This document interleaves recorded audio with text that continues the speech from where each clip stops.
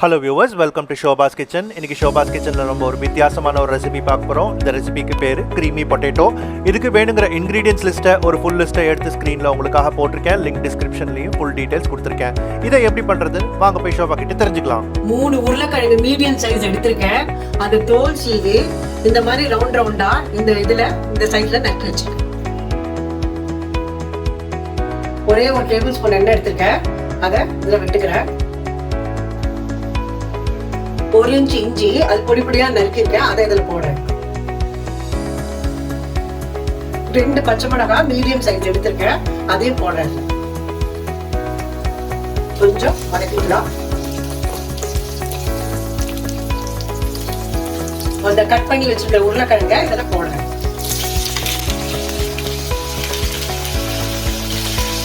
அது கொஞ்சம் வதக்கிக்கலாம். 2 நிமிஷம் வதக்க நல்லா கலர் விட்டுட்டாச்சு. இதுக்கு தேவையான உப்பு போடுங்க. கொஞ்சம் கலர் வச்சுக்கலாம். இது ஒரு 5 நிமிஷம் வெந்துடுத்தோம்.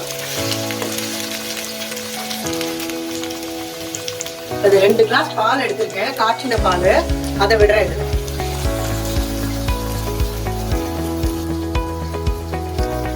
இது நல்லா கொதிச்சு சுண்டணும்.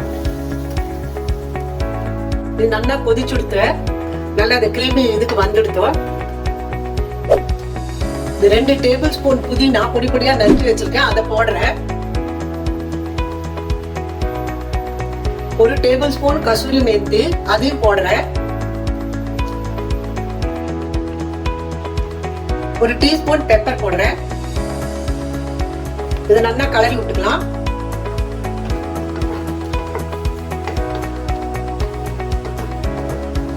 நல்லா கலரி விட்டுட்டாச்சு. 1 டேபிள் ஸ்பூன் சுகர் போடுறேன். 2 டேபிள் ஸ்பூன் பட்டர் அது போடுறேன்.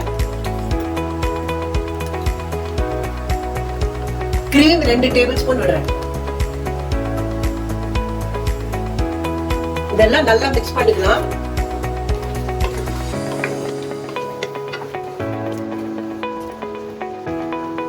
இது ஆயிடுத்து. நான் ஸ்டவ் ஆஃப் பண்ணிக்கிறேன். இந்த க்ரீமி பொட்டேட்டோ ரெசிபி உங்களுக்கு பிடிச்சிருக்கும்னு நான் நம்புகிறேன். இதை வீட்டில் ட்ரை பண்ணிவிட்டு உங்களுக்கு எப்படி வந்திருக்கு அப்படிங்கிற கமெண்ட்ஸை கீழே கமெண்ட் பாக்ஸில் சொல்லுங்கள்.